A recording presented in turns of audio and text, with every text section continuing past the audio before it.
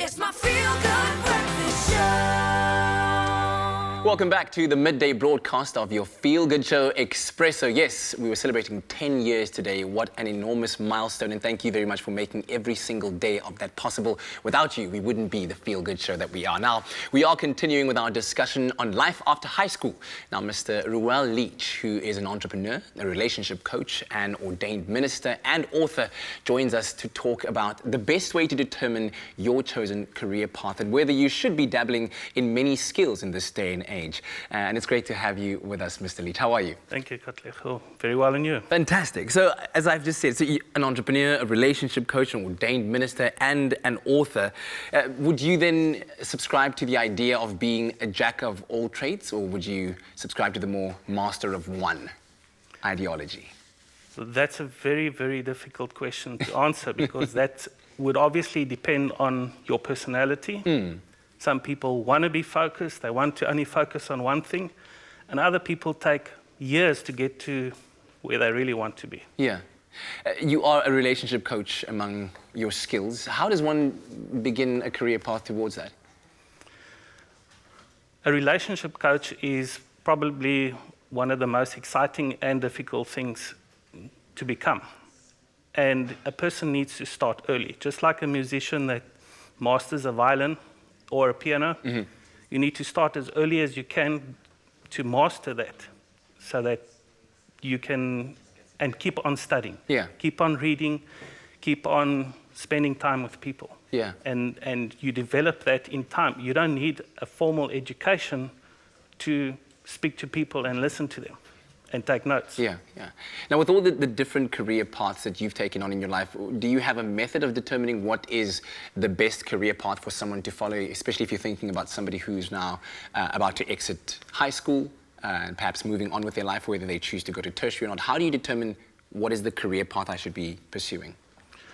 Well, there are 4 basic personality types, and you can pretty much determine the personality type by the time you are born.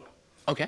And by the date you are born, it's easier to then find what you really like, because what happens with people is, if I think of my high school years, I wanted to become an electronics engineer and an Air Force pilot. But when I left school, I didn't become that. So you have all these ideals and dreams until somebody says, but this is actually what you should be focusing on. Tell me a bit more about these personality types. What are they? So you take the 4 personality types based on elements. So you, for instance, we call a water. You're tuned in on what's going around you, people, their emotions. And then you get the fires, like your Sagittarius and your Aries, very driven people. Leos, they're driven people. They are leaders. They're born leaders. They want to be at the top. And then you get the earth type of people, like Wendy, that was just on now. They're the background people, they're the perfectionists, they want to see that everything's in place. And then you get the air signs, like me, that want to communicate, want to talk, want to teach. And based on that, it's easy to choose a career. Yeah.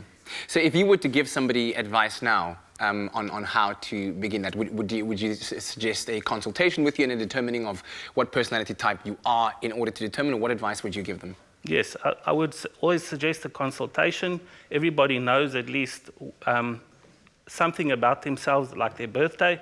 Your age also counts in this matter, so your age also changes a lot of things. Yeah. What are your thoughts on gap years? Would you advise somebody to take a gap year, or? Very important. For instance, my wife worked for an airline, and she decided she's going to be an entrepreneur.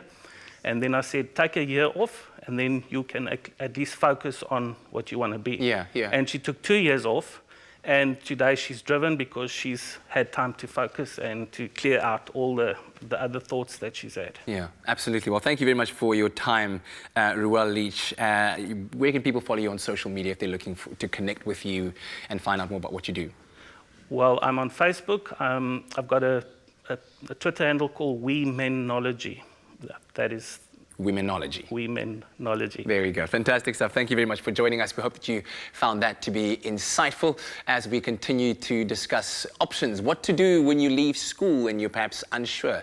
Maybe a career in the culinary arts is something that you're interested in.